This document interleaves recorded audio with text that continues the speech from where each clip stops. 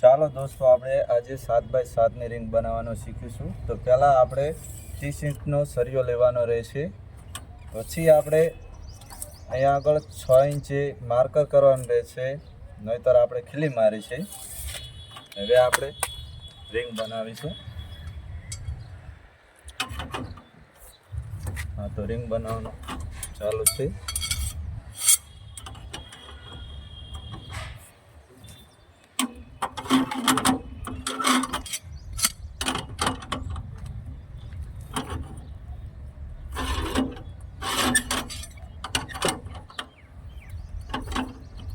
તો આપણે રિંગ બની જવા આવી છે.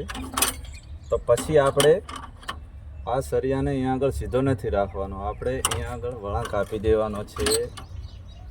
એ આવી રીતે સી આકારનો વળાંક આપી દેવાનો. તો દોસ્તો, આપણી રિંગ તૈયાર થઈ ગઈ છે 7x7ની, તમે જોઈ શકો છો. તો તમને મારો વિડીયો ગમ્યો હોય તો લાઈક અને સબસ્ક્રાઈબ કરો.